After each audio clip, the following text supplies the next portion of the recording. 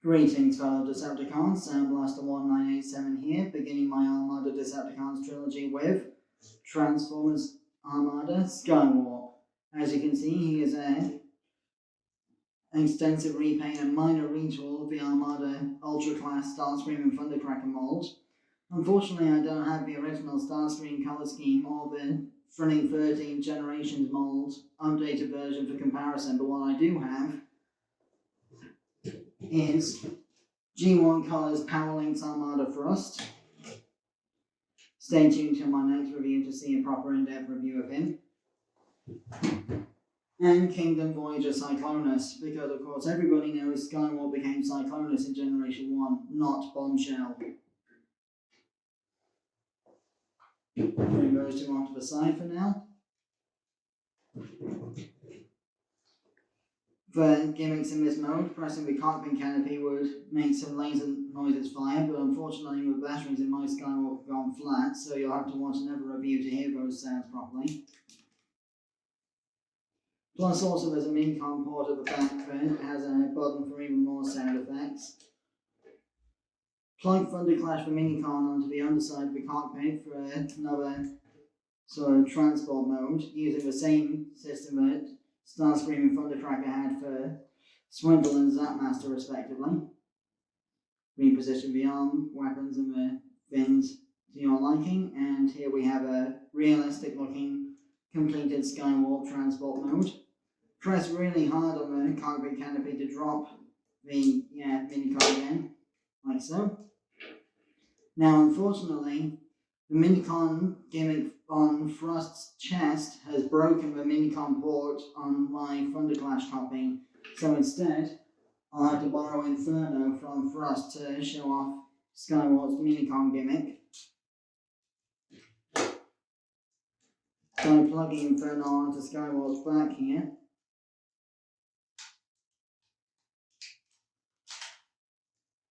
The null laser cannon spring forward with spring-loaded missiles, but I'm not going to properly fire off camera so that I don't lose the missiles again.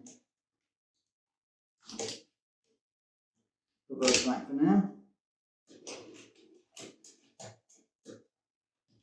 Inferno doesn't stay on Minicom ports very well because he's got his own spring-loaded missile gimmick in the Minicom peg, so watch out for that if you own any version of Armada Thrust or his repaints.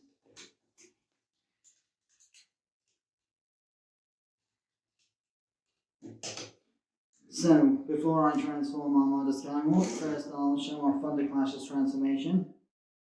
Bring the rear of the vehicle down to form the legs, like so. Bring the cockpit down to form the chest. Bring the wings down like so, and the weapons become the arms. Then you can reposition the wingtip fins however you want, and Thunderclash is complete. So, to transform Armada Skywarp to robot mode, first, bring these under the wing sections forward for clearance, then ratchet out the legs from the back of the fuselage like so.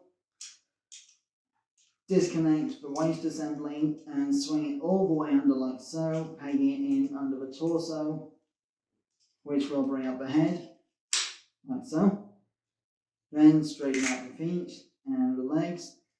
Make sure not to track your fingers in the joints. Then get a strong fingernail under here and bring out the heel spurs, like so.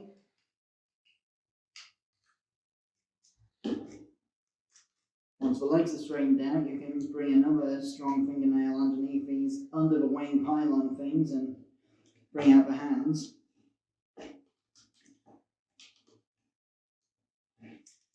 Bring the nose cone and cockpit canopy down onto the chest.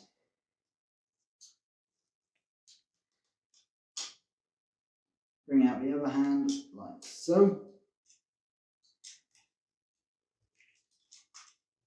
Bring the arms down, and finally rotate these wings so they're facing forwards. And here we have Armada Skywarp in robot mode. Here you can more obviously see the retool from Starscream and Thundercracker since now the head has a giant Skybite style mohawk fin and a grated mouth plate instead of an open face, as well as the cockpit canopy being slightly retooled to remove the aerodynamic fins that Starscream and Thundercracker had. So, for size comparison. And here we have Cyclonus, Thrust, and Skywarp with Thunderclash and Inferno in their robot modes. Moving Cyclonus and Thrust onto one side for now.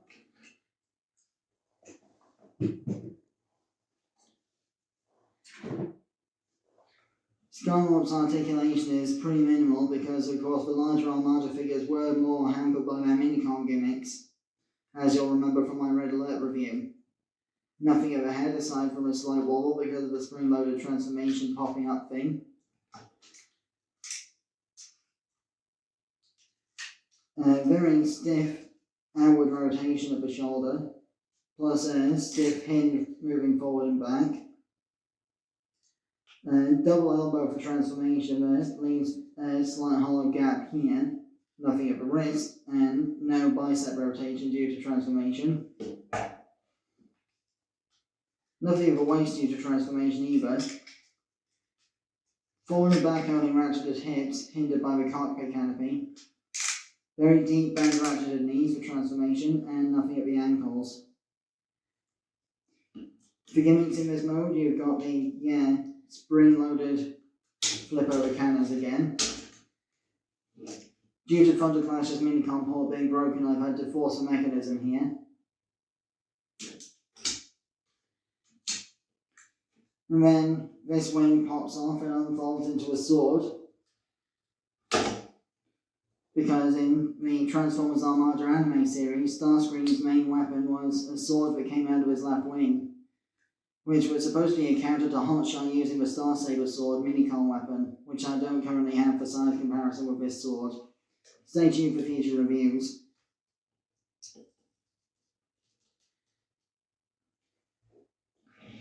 As Stu Adams pointed out in his Armada Skywarp review, this so-called wing sword just looks more like a twisted piece of scrap metal that can be used to bludgeon people with, rather than actually being a blade-like thing. In the anime, the blade turned into a red energy beam like a sort of lightsaber type thing, but of course toy technology can't do that, so it is what it is. So that pretty much concludes my, hang on, before I conclude the review. Thunderclash's articulation. Nothing in the neck because of transformation. Up and down shoulders. Forward and back hips, and a knee bend for transformation. And that's about it. That concludes my Armada Skywarp and Thunderclash review. I have been Soundblaster1987. Join me next time when I review Power Link's G1 Colors Armada Thrust. Till then, till all are one.